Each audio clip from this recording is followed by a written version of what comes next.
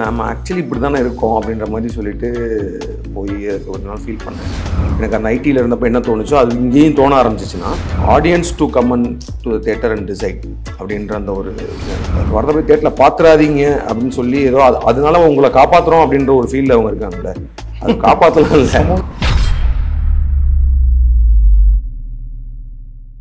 அதாவது வந்து இந்த கோயில் வாசல் அங்க பிரதட்சணம் பண்ற மாதிரி ரிலீஸ்க்கு முன்னாடி இன்டர்வியூ வேணாம், படம் ரிலீஸ் ஆனதுக்கப்புறம் தயவு செஞ்சு எனக்கு இன்டர்வியூ கொடுனா அப்படின்னு டார்ச்சர் பண்ணி தான் உட்கார வச்சிருக்கேன்.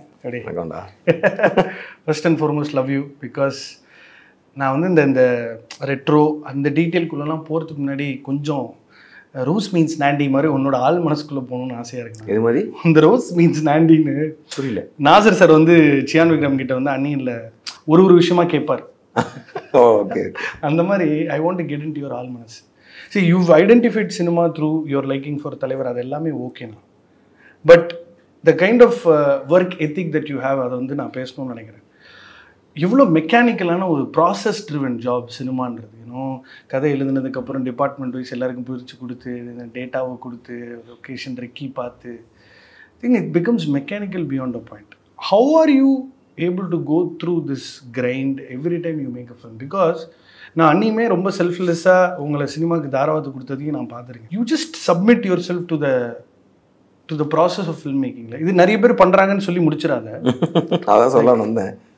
How do you? இல்லை, ஐ திங்க் ஃபில்ம் மேக்கிங் அப்படின்றது இருக்குல்ல, அந்த ஆர்ட் ஃபார்ம் வந்து அதுக்குள்ளே நம்ம வந்து ட்ரூவாக இருக்கணும்னா இதுதான் பண்ணணும்னு தான் நினைக்கிறேன். பிகாஸ் யூஸ்வலாக வந்து இப்போ நான் வந்து ஐடியில் ஒர்க் பண்ணிகிட்டு இருக்கப்போ க்ரியேட்டிவ் ஸ்பேஸில் இருக்கணுன்ற ஒன்று தான் எனக்கு வந்து காலேஜ் டைம்லேயே இருந்துச்சு. க்ரியேட்டிவ் ஸ்பேஸ்னால் அது வந்து நம்ம கவிதை எழுதுவோம், பேச்சு போட்டி போவோம், அப்புறம் ஸ்கிட்டு போடுவோம், அப்புறம் கல்ச்சுரல்ஸ்லாம் போவோம். ஸோ அது ஒரு ஹை கொடுத்துட்டே இருந்துச்சு எனக்கு இந்த கல்ச்சுரல்ஸ்க்கு போகிறது. பட் படிக்கிறது படிப்போம். High in terms of கிரியேட்டிங்கில்.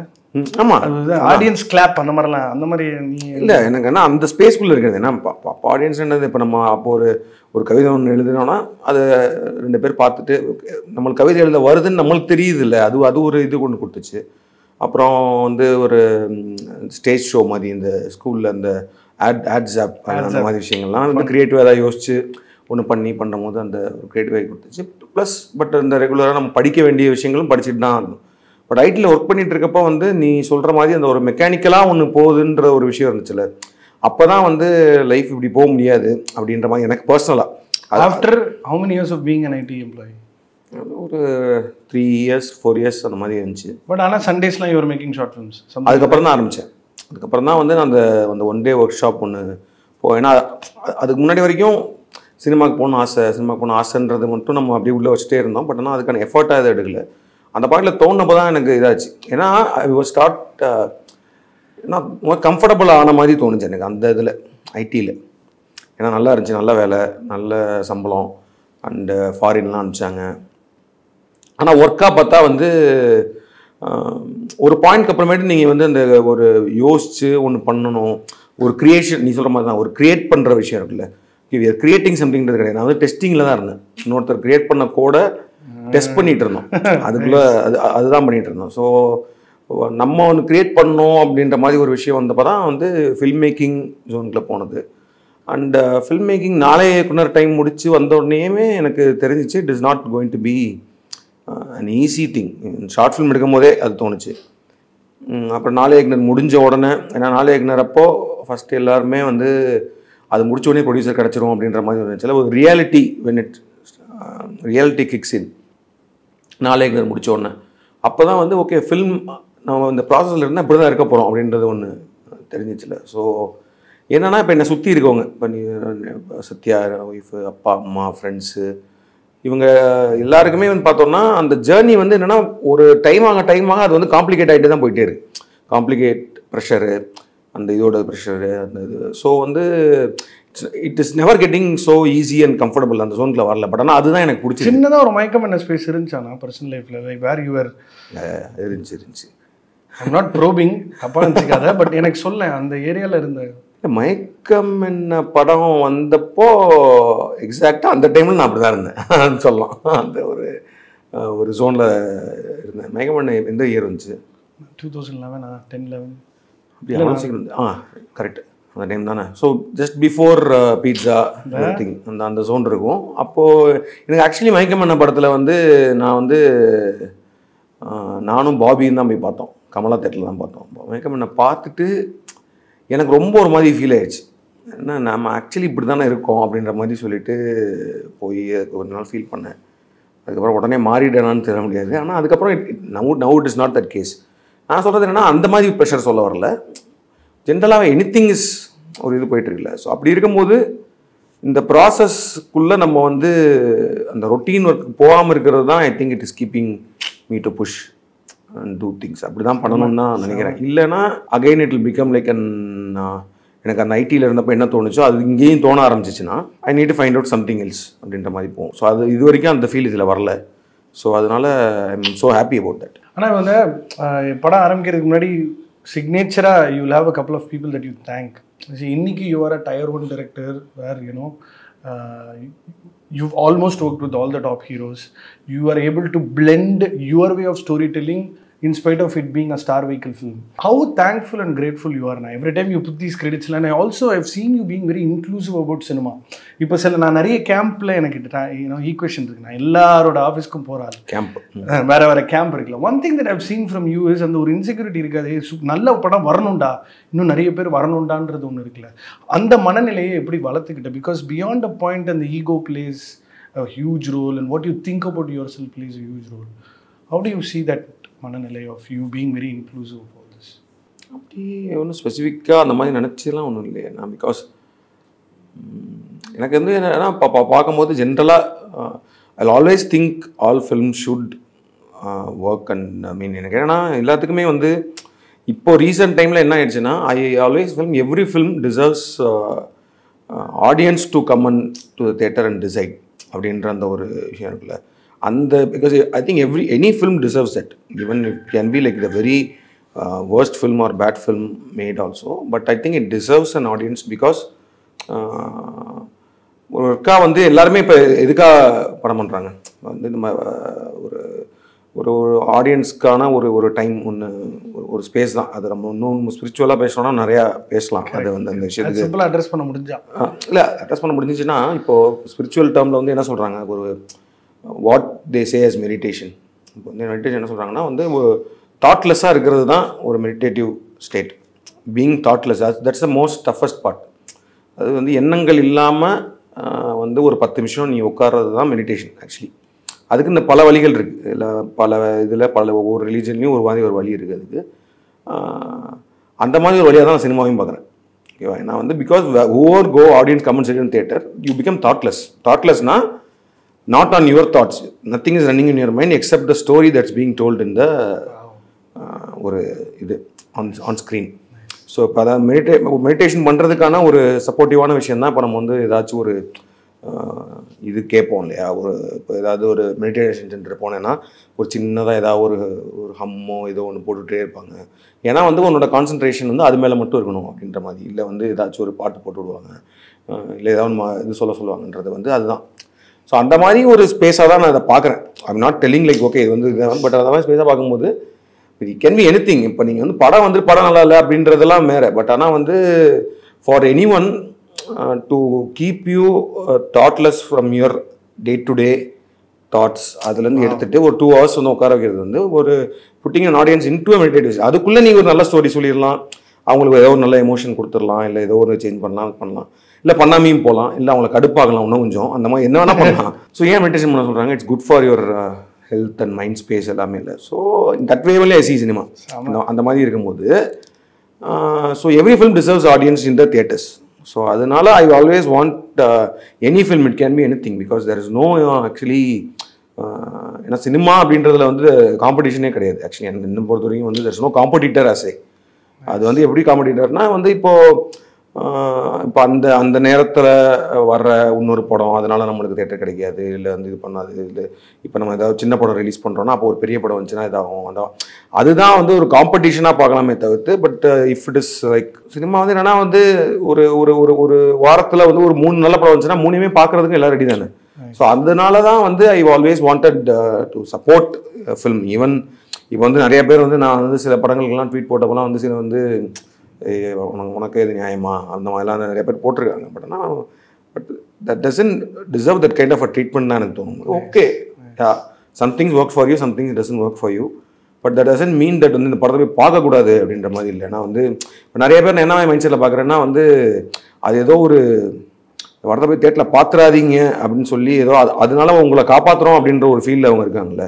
அது காப்பாற்றலாம் இல்லை, சமூக சேவை அது கிடையாது. அது வந்து ஆக்சுவலி வந்து ஏன்னா it's obviously it's personal choice தான். அதுக்காக எல்லாரும் எல்லா படமே பார்க்கணும்னு சொல்ல வரல. பட் ஆனால் படத்துக்கு போகலான் இருக்க மைண்ட் செட்டை எதுக்கு எடுக்கணும், அந்த இதுதான். அதனால தான் வந்து I always wanted to at least put whatever I can. இதனால வந்து சப்போர்ட் ஆகுதான்றலாம் தெரியாது. ஸோ அதுதான் அப்படி தான் பார்க்கணும் தவிர்த்து ஐ திங்க் இன்க்ளூசிவாக இருக்கணும் அப்படின்ற அந்த இது I think it is there. ஏன்னா producing films is one needless headache for you. You try and do that because you can bring all this. Like எனக்கு கிடைச்ச பிளாட்ஃபார்ம் பசங்களுக்கு கிடைக்கணும் அந்த ஜோன் தான். I think also as a producer as a director இது ரெண்டுத்தையுமே straddle பண்ணுறதுனால you're creatively getting more சார்ஜ்டுன்னு தான் எனக்கு தோணுது. அது இருக்கு. ஏன்னா ப்ரொடக்ஷன்லேயுமே வந்து there is lot of challenges, lot of things வந்து ஒரு மானிட்டரியாக பெரிய வரணும். இன்னும் வந்து ஸ்டோன்பெஞ்சில் பண்ண படங்களுக்குமே வந்து நிறையா all like the touching and going அந்த ஃபீல்டு தான் இருக்குது. So I think Stone Bench associated or Stonebench produced films la I think Retro is the biggest win so far. அதுக்கு முன்னாடி இருக்கிறது எல்லாமே வந்து either it's a good product but it didn't do well அப்படின்ற ஒரு ஜோன்லேயே இருக்கு இல்லையா. But still we all want to create something and then keep going. நான் இப்போ ரெண்டே கேள்வியில் நான் ஜிலேபி விட்டாச்சு. இப்போ நம்ம மெயின் மேட்டருக்கு வருவோம். எனக்கு படம் பார்க்கும்போதில் ஒரு மெயின் ஸ்ட்ரீம் கமர்ஷியல் சினிமாவில் எதெல்லாம் லிபர்ட்டியாக எடுப்போமோ அதுக்கெல்லாம் கவுண்டர் பண்ணி நம்ம ஒரு டீட்டெயில் பண்ணலான்டான்ற மாதிரி ப்ராசஸாக அது அப்படி அமைஞ்சிச்சான்னு தெரில. நான் லீனியர் வந்து ஜென்ரலாக ஒரு படத்தை கிளம்ஸி ஆக்கும். ரொம்ப டீட்டெயில் ட்ரிவனாக போனால் அது பயங்கர பல்பிங் ஆகி அவே ஆயிரும். இது எல்லாமே சீம்லெஸ்ஸாக வந்து உட்கார்ற ஒரு இடம் இருக்குல்ல, வந்து ஹீரோ வந்து ரியாக்ட் பண்ணுற இடமாடா இன்டர்வல் பாயிண்ட்டுன்ற மாதிரி. இன்றைக்கும் இறைவியை வந்து ரொம்ப பக்கத்தில் வச்சு அது கார்த்திக் சுப்ராஜ் ஃபைனஸ்ட்ரா அப்படின்னு ஒரு கல்ட் ஃபாலோயிங் இருக்குது. ஸோ அப்படிப்பட்ட ஒரு ஆட்சியான ஒரு கிளாஸியான ஒரு யூனிவர்சலான தீம் எடுத்துகிட்டு வந்து ஒரு ஸ்டார் வெஹிக்கிள் மெயின் ஸ்ட்ரீம் படத்தில் பொருத்தினதை சேலஞ்சாக பார்த்தியா இல்லை இல்லை அது உனக்கு வந்துருச்சா? சேலஞ்சாக பார்க்கல எனக்கு. அதுதான் இந்த ரெட்ரோ. பிகாஸ் நான் வந்து இந்த படத்தை ரிலீஸுக்கு முன்னாடி நான் பெருசாக இன்டர்வியூ கொடுக்கல, படத்தை பற்றி பேசல. But few places I have told this is the most fun I had well writing and also making. ஏன்னா வந்து எனக்கு இந்த கதையை எழுத ஆரம்பிக்கும் போதே வந்து ஐ somehow felt okay this is more of in the mainstream zone but also இப்போ நான் பண்ணணும் நான் எழுதணும்னு நினைக்கிற மாதிரி ஒரு கதைகள் அந்த ஜோனுக்குள்ளே இருக்குன்றப்போ அந்த பிளெண்ட் பிகாஸ் அதுதான் நான் முன்னாடி இருந்தே I was trying to do. ஏன்னா ஒரு டிமார்கேஷன் இருக்குல்ல. இப்போ வந்து ஓகே ஒரு commercially viable and successful film or more of an artistic, இது ரெண்டுமே வந்து ஒன்னோட ஒன்று சேர முடியாது அப்படின்றது ஒன்று இருக்குல்ல. இந்த லவ்வை வந்து தடுத்து இவங்க இந்த ரெண்டு காதலர்களை பிரிக்கிற மாதிரி தான் அது ஃபீல். அது ஏன் சேரக்கூடாதுன்ற மாதிரி தான் ஃபர்ஸ்ட்லேருந்து ஈவன் ஃப்ரம் ஜிகர்தண்டா அந்த ஜோன் இதுதான் இருக்குது. இறைவிலையுமே அது ஒன்று ட்ரை பண்ண. பட் ஆனால் அதில் வந்து நிறைய பேர் தேட்டரிக்கலாக அது வந்து ஒர்க் ஆகலை. பட் ஆனால் ஆர்டிஸ்டிக்காக நிறைய பேர் பிடிச்சிருந்தாங்க. ஸோ இந்த பிளண்ட் இந்த டிமார்கேஷனை ஒரு மாதிரி ஏதாவது ஒரு லைனில் பிளண்ட் பண்ணோம்னா ஸ்ட்ரெயிங் இன் எவ்ரி ஃபில்ம் அந்த இதில் இருக்கும். But I somehow felt in Retro I was able to go அதை நடத்த முடியுன்ற மாதிரி தோணுச்சு. when I got the entire idea of the script. இதுதான் அந்த ஸ்கிரிப்டில் பண்ண போகிறோம், இந்த விஷயங்கள்லாம் பேச போகிறோம் அப்படின்னு சொல்லும்போது ஸோ ஐ டிட் தட். அந்த என்ன நம்ம வந்து நீ சொல்கிற அந்த இன்டர்வல் பிளாக்கே வந்து எழுதி முடிச்சுட்டு எங்கள் டீமில் படிக்கும் போது வந்து எல்லாருமே வந்து சொன்னாங்க ஆனால் இதுதான் இன்டர்வல் பிளாக்கா, ஓகேவா ஷுவரா அப்படின்ற மாதிரி கேட்டாங்க. பிகாஸ் இப்போ ஜிகர்தண்டாலேருந்து ஒவ்வொரு படத்துலையும் ஒரு இன்டர்வல் பிளாக்குன்னு ஒன்று இருக்கும்ல, ஒரு ஸ்டாண்ட் ஆஃப் ஒரு இது அந்த மாதிரி ஒரு விஷயம் ஒன்று இருக்கும். பட் ஆனால் இட்ஸ் ஜஸ்ட் அன் எமோஷன். ஒரு ஸ்மைல் ஜஸ்ட் அன் எமோஷன், அவ்வளோதான். ஒரு நம்மளுக்குள்ளே இருக்கிற ஒரு உணர்ச்சி. அந்த உணர்ச்சியை தான் வந்து இன்டர்வல் பிளாக்காக வைக்க போகிறோம் அப்படின்ற மாதிரி சொல்லும் போது அதில் ரிஸ்க் இருக்குது அப்படின்ற மாதிரி எல்லாம் சொன்னாங்க. அது வந்து இன்டர்வல் பிளாக்காக ஹை கொடுக்குமான்னு. But I was very sure இதுதான் இன்டர்வல் பிளாக். பட் அதை ஹை கொடுக்கணும் கண்டிப்பாக. அதுக்கான வேலை நம்ம பார்த்துக்கலாம். அதுக்கு நம்மளுக்கு கூட சந்தோஷம் இருக்காரு அப்படின்னு ஸ்ரேயாஸ் இருக்கான். அண்ட் எவ்வளோ சூப்பர் பர்ஃபார்மர்ஸ் இருக்காங்க, சூர்யா சார், பூஜா தேவ்லாம் இருக்காங்கன்றப்போ வந்து ஐ was very confident in my within that இது வந்து ஒரு மாதிரி ஹைலைட்டாக ஒன்று வரும் அப்படின்ற மாதிரி தோணுச்சு. அண்ட் அது ஆக்சுவலி நாங்கள் ஷூட்டிங் ஆரம்பித்து 4வது நாள் எடுத்தோம் அந்த சீனு. அந்த இன்டர்வல் பிளாக்ல வர அந்த பைக்கில் போகிறாங்களே அந்த சீனை வந்து நாங்கள் ஷூட்டிங் அப்பதான் அந்த மாதிரில தான் shooting you fed him with so much information that you don't smile through the first half and then this is the first point. அது வந்து என்னன்னா அதுக்கு வந்து என்னன்னா இந்த படத்தில் அது ஒரு யூனிக்கான ஒரு விஷயமா இருந்துச்சு. ஏன்னா ஏடிஸ்லேருந்து அப்புறம் வந்து சொன்னேன் ஆக்டிங் ட்ரெயினர் சூரி இந்த மாதிரி ஒரு 6 பேர் வந்து மானிட்டர் பார்த்துட்டு இருப்பாங்க. ஏன்னா வந்து sometimes even I might miss, even sir might miss also. ஏதோ ஒன்று கேஷுவலாக பேசும்போது ஒரு சின்ன ஸ்மைல் வந்துடும். அந்த மாதிரி வரும்போது இப்போ நான் சில நேரத்துலாம் பார்க்கட்டும் போது ஏதோ ஒரு ஷார்ட்லாம் எடுத்து முடிச்சுட்டு சூப்பர் சார் செம்மையாக இருந்துச்சு ஷார்ட் ஓகே தான் சொல்லும் போது சூரியன் சொல்லுவார் ரைட்டாக சிரிச்சிட்டு பாருங்க அப்படிம்பாரு. பார்த்தா சின்ன ஸ்மைல் இருக்கும். அப்புறம் சாரும் வந்து பார்த்துட்டு ஐயோ சரி ஓகே ஒன் போகலாம் அப்படின்னு சொல்லிட்டு வில் கோ ஃபார்வர்ட். ஏன்னா அதுலேயுமே வந்து ரிப்பீட்டாக இருக்கக்கூட ஸ்டாக் மாதிரி ஆயிரும். Both the first half he is showing irritation, anger, angst, happiness இருக்கணும். அதுதான் இப்போ கோவமா சிரிக்காம கோவமா இருக்கிறது ஓகே எனக்கு தெரிஞ்சு. ஏன்னா ஆப்வியஸ்லி கோவமா இருக்கும்போது சிரிப்பு வராது. ஒரு பயங்கர ஒரு அடிக்க போகிறோம் அந்த அளவுக்கு ஒரு வெறித்தனமாக இருக்கும் அப்படின்றப்போ சிரிப்பு வராதுன்றது ஓகே. பட் ஆனால் ஒருத்தருக்கு வந்து லவ் பண்ணி கல்யாணம் ஆகுது, அவங்க வந்து நான் வந்து கல்யாணம் பண்ணிக்கிறேன்னு சொல்கிறாங்க. ஒரு பாயிண்டில் வந்து இவர் ப்ரப்போஸ் பண்ணுறாரு, ப்ரப்போஸ் பண்ணால் நான் கல்யாணம் பண்ணிக்கிறேன்னு சொல்லிட்டு ஃபோர்ஹெட்டில் கிஸ் பண்ணுறாங்க. ஸோ இந்த மாதிரி மொமெண்ட்லலாம் சிரிக்கக்கூடாது. ஆனால் that expression should convey that okay he is happy internally அப்படின்றது tasking process for an actor. ஆமாம் அதுதான் வந்து என்னடா பண்ண வைக்கிற சிரிக்கக்கூடாதுன்றால இவ்வளோ ரேஞ்ச் காட் என்ன பர்ஃபார்மர் நான் அதான் சொன்னேன். எனக்கு ஆனால் நான் முன்னாடி சொல்லிட்டு இருந்த மாதிரி இல்லை. ஏன்னா இதுக்கு ரெஃபரன்ஸும் எனக்கு இல்லை. அந்த இதுக்கு வந்து இப்படி ஸோ நம்ம மேரேஜ் சீன்லாம் நாங்கள் அப்படி தான் சொல்லிட்டு இருந்தோம். சார் நீங்கள் போய் டான்ஸ் ஆடுறீங்க, டான்ஸ் ஆடும்போது அவங்க என் பொன்னாடி ஆட சொல்கிறா அப்படின்னு சொல்லிட்டு தான் போய் டான்ஸ் ஆடுவீங்க. ஆடும்போது ஆனால் ஒரு யூஸ்வலாக டான்ஸ் ஆடும்போது ஒரு ஃபேஸில் ஹாப்பினஸ் வரும்ல. அந்த ஹாப்பினஸ் உங்கள் உள்ளே இருக்குது சார், உங்கள் பாடி லாங்குவேஜில் இருக்கணும், எல்லாத்துலேயும் இருக்கணும். பட் ஆனால் ஃபேஸில் அந்த ஸ்மைல் வரக்கூடாது. என்ன 7:30 நடக்க போகுதுன்னு வேற மைண்டில் வச்சு அது அடுத்து வரும். அடுத்த 2வது வாட்டி வந்து டான்ஸ் ஆடும்போது அவருக்கு அவரோட ஃபேஸ் ஃபுல்லாக ஆக்குபைடாக இருக்கும், ப்ரீ ஆக்குபைடாக இருக்கும், தாட் ப்ராசஸ் இருக்கும், அந்த கோவம் இருக்கும். ஸோ அவருக்கு வந்து வேரிட் எமோஷன் கொடுக்கணும். அது எல்லாமே சிங்கிள் டேக்கில் வேறு. இது ஒன்று மிஸ் பண்ணால் அது மிஸ் பண்ணால் எல்லாமே இதாகும்ல. அது வந்து somehow for me I felt that is the இப்போ நான் ஒரு 9 ஃபிலிம்ஸ் பண்ணியிருக்கேன் அண்டு ஒரு ஒரு 12 years 13 years ஆஃப் ஜேர்னியில் அந்த அதை ஷூட் பண்ணதுனால இருக்குல்ல. ஐ திங்க் எல்லாருக்குமே இன்க்ளூடிங் சூர்யா சார்லேருந்து சந்தோஷ்லேருந்து எல்லாருக்குமே வந்து we all felt okay something. அதாவது இந்த லவ் ஃபார் சினிமா இருக்குல்ல, ஒரு ஆரா, அந்த love for cinema for every எங்கள் எல்லாருமே அப்படி தான் தோணுச்சு. அந்த இடம் பண்ணிட்டு இருக்கும்போது ஒன்று பண்ணுறோம், பட் ஆனால் வந்து சம்திங் வி ஆர் கிரியேட்டிங். அந்த அதுக்குள்ளே எல்லாரோட எஃபர்ட் எனக்கு அதில் ரொம்ப ரொம்ப எனக்கு ரொம்ப ஓவர்வெல்மிங்காக பட்டது வந்து என்னென்னா, நாங்கள் ரிஹர்சல் வச்சோம். ஒரு 1 day வந்து ஒன்லி ஃபார் ரிஹர்சல். அன்றைக்கி வந்து எப்படி வந்தோம்னா இன்றைக்கி ஷூட் பண்ணி ஆகணுன்ற ப்ரெஷர்லாம் வேணாம். ஸோ மொத்தமாக அந்த பர்டிகுலர் அந்த வெட்டிங் அந்த செட்டப் மேரேஜ் ஹால் செட்டப்பே வந்து 3 days ஷூட் தான் வச்சுருந்தோம். 3 days ஷூட்டு. அதில் வந்து 1 day exclusively for rehearsal, next day also for rehearsal. Maybe we can go for 1 take, we can try 1 take. 3rd day is the final day where we have to go for the take என்ற மாதிரி தான் plan பண்ணோம். So அதில் வந்து பார்த்தீங்கன்னா junior ஆர்டிஸ்டே ஒரு 200-300 பேர் இருப்பாங்க. ஸோ ரிஹர்சலுக்கு தான் அவங்களெல்லாம் வர வச்சோம். அவங்க ஜூனியர் ஆர்டிஸ்ட்லாம் வர வச்சு ஏன்னா வந்து it has to look so real. இப்போ வந்து வெட்டிங்கு அவங்க வரும்போது சில பேர் கிஃப்ட் கொடுத்துட்டு போகிறாங்க, அப்புறமேட்டு அப்போ ஆடியன்ஸில் உட்காந்துருக்காங்க, யாரும் கேமரா பார்த்துடக்கூடாது. ஏன்னா கேமரா பார்த்தா ஒரு மாதிரி டிஸ்ட்ராக்ட் ஆகும், அந்த மாதிரி விஷயங்கள் இருக்கும். அப்புறம் மேலே போகும்போது ஒருத்தருக்கு சீட்டில் விளாண்டுருப்பானுங்க, தம் அடிச்சிட்டு இருப்பாங்க. எல்லாருமே கரெக்டாக பெர்ஃபார்ம் பண்ணும்ல. அதுதான் எனக்கு வந்து சூப்பராக இருந்துச்சுன்னா அந்த ரிஹர்சல்லாம் பண்ணி முடிச்சு அப்புறம் ஒரு டேக் ஒன்று எடுத்தோம். ஃபஸ்ட்டு 2nd day ஒரு டேக் எடுத்தோம். அது ஆல்மோஸ்ட் ஒரு 70% ஓகே வந்துச்சு. பட் ஆனால் இந்த மாதிரி சின்ன சின்ன ஃப்ளாஸ் இருந்துச்சு. யாராவது ஒருத்தவங்க கேமரா பட்டாங்க, ஒரு இடத்துல கேமரா ஷேக் ஆயிடுச்சு, அந்த மாதிரி விஷயங்கள்லாம் இருந்துச்சு. ஆனால் ஷார்ட் கீழே இறங்குச்சு பாரு, அங்கதான் அப்படி ஆயிட்டேன் நான். அதுக்கப்புறம் என்னாச்சுன்னா அந்த ஃபைனல் டேல வந்து they were also like so tuned to that muscle memory ஆயிடுச்சு. மசில் மெமரி மாதிரி ஆயிட்டு அவங்க எல்லாமே வந்து கேஷுவலா நிஜமாக கல்யாண வீட்டுக்கு வந்தாங்க.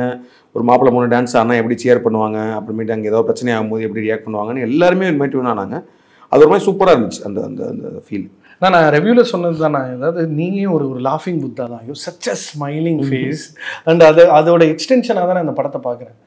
ஒரு mainstream action film again where it's about gangsters, அவங்களுக்குள்ளே இருக்கிற ரைவல்ரி, ஆனால் ஒரு separate chapter dedicated to the essence of laughter.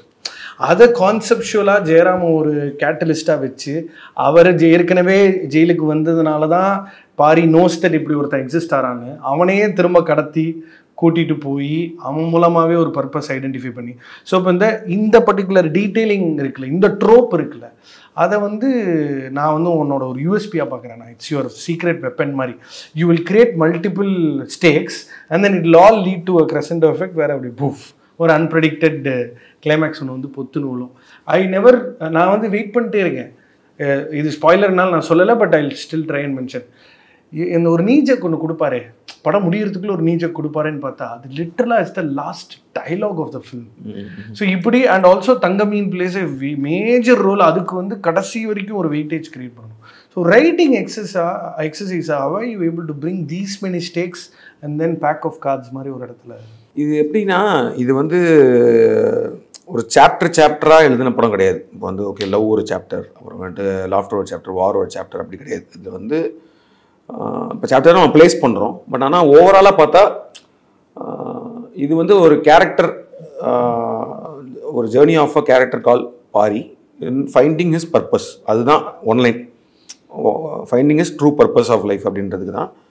But ஆனால் இனிஷியலாக this character thinks the purpose is love அப்படின்ற மாதிரி. And then as it goes on what is, அது வந்து என்னது, அது வந்து லாஃப்டரா, இல்லை அவனோட பர்பஸ் வந்து என்னது, is it to attain is love or to get that soulful laughter or to wage a war against whatever. இந்த பர்பஸை ஐடென்டிஃபை பண்ணுறதுக்கான journey what all it takes to him.